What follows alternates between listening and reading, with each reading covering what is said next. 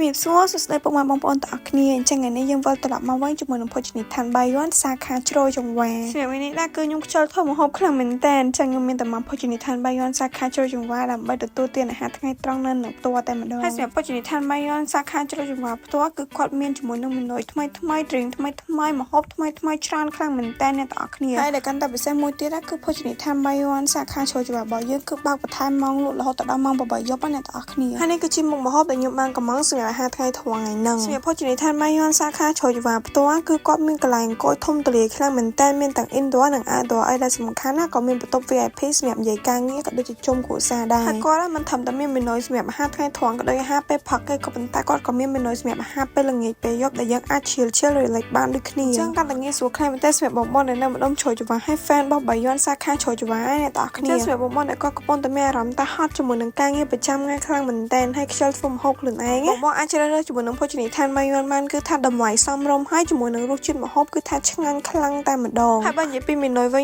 គឺថាមានច្រើនមុខខ្លាំងតែម្ដងអត់ឲ្យជន់គ្នាអ្នកទាំងអស់គ្នាមានទាំងសឡទឹកមានទាំងស្ងោរមានទាំងឆាហើយមានទាំងចៀននេះរហូតហើយបើនិយាយពីរសជាតិម្ហូបជាមួយនឹងអនាម័យវិញគឺថាឲ្យលេខ1តែម្ដងអ្នកទាំងអស់គ្នាជាមួយនឹងភោជនីយដ្ឋានបាយ័នសាខាជ្រោយចង្វានៅពេលដែលអ្នកទាំងអស់គ្នាជ្រើសរើសញ៉ាំអាហារពេលផឹកពេលថ្ងៃក៏ដូចជាពេលយប់ថាមានអារម្មណ៍ថាស្និទ្ធស្នាលដូចធ្វើដោយដៃខ្លួនឯងហើយដូចនៅផ្ទះខ្លួនឯងអញ្ចឹងចុះបន្ទាប់ពីញ៉ាំអាហារថ្ងៃធំនៅភោជនីយដ្ឋានបាយ័នហើយក៏ខ្ញុំជ្រើសរើសជាមួយនឹង drink នៅភោជនីយដ្ឋានបាយ័នគឺ passion soda អ្នកទាំងអស់គ្នាហើយបើនិយាយពី drink នៅភោជនីយដ្ឋានបាយ័នវិញគឺថាច្រើនមុខខ្លាំងមែនតើតែម្ដងអ្នកទាំងអស់គ្នាភោជនីយដ្ឋានបាយ័នក៏តែងតែមានជាមួយនឹងមេនុយ drink ថ្មីថ្មីសម្រាប់អតិថិជនរបស់គាត់ផងដែរនៅភោជនីយដ្ឋានបាយ័នគឺតែងតែចូលរួមលើកស្ទួយជាមួយនឹងផលិតផលរបស់ខ្មែរជានិច្ចចង់បានជាមួយនឹងអាហារឆ្ងាញ់សេវាកម្មល្អគួបផ្សំជាមួយនឹងអនាម័យកុំភ្លេចភោជនីយដ្ឋានបាយ័នសាខាជ្រោយចង្វា